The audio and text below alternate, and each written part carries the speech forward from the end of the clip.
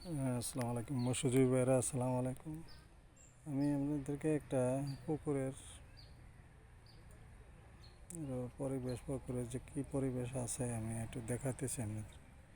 আমার এই পুকুরটা আমি লিজ নিয়েছিলাম, এটাতে অনেক মাছ আছে, 3-4 লাখ টাকা মাছ আছে, সব ধরনের মাছ, কিন্তু পানি টুপু টুপু। তার একটা কারণ হলো আমার পাশে একটা পুকুর আছে, এই পুকুরটার থেকে কিছুদিন আগে মাছ মারা গেছিলো এক ভদ্রলোকের, পানি নষ্ট হওয়া। সেই পুকুরের পানি আমার এই পুকুরে দেয়, আমাকে ইনফরমেশন না করে এই পুকুরে পানি দেয়। তার 4-5 ফিট পানি সে আমার পুকুরে দিছে, তা পচা পানি। আমার মাছ হওয়াতে ক্ষতি হয়েছে। তারপরে আমি এখন কি করব, এটা তো আমাকে জিজ্ঞাসা করে দেয় নাই, ঠিক আছে। তা আমি তাকে কিছু জিজ্ঞাসা করি নাই, সে তাকে আমি পাইতেছি না, সে পালাই আছে। তা আমি এখন একটা নেট দিয়ে এই জিনিসটাকে ব্যবস্থা করছি, যে কারণে পুরো পুকুরে পাড়টা আমার ডুবে গেছে।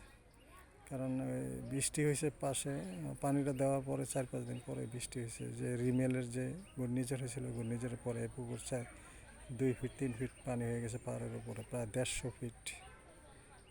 300 ফিটে পুকুর পাড়, 150 ফিটই পানির নিচে আছে। তা আমি জাল জাল দিয়ে ব্যবস্থা করছি, পুকুরটাতে চুন দিছি, তার লবণ দিছি। কারণ হয়েছে কি, এখানে যে বর্জ্য ময়লা আবর্জনা, এই পানিটা এখান থেকে পুকুরে গেছে, পুকুরে পানি কালো হয়ে গেছে। কারণ আজকে মাছও বাসছিল পুরো পুকুরেই। পানি দূষিত হলে মাছ বাসে, অক্সিজেনের সমস্যা হয়ে যায়। তবে এই শত্রুতা যে করতেছে, শত্রুতাতে তার পরিপ্রেক্ষিতে কী করা যায় আপনারা আমাকে কমেন্টস করবেন, এবং তার কী ব্যবস্থা নেওয়া যায়। আশা করি জিনিসটা বুঝতে পারছেন।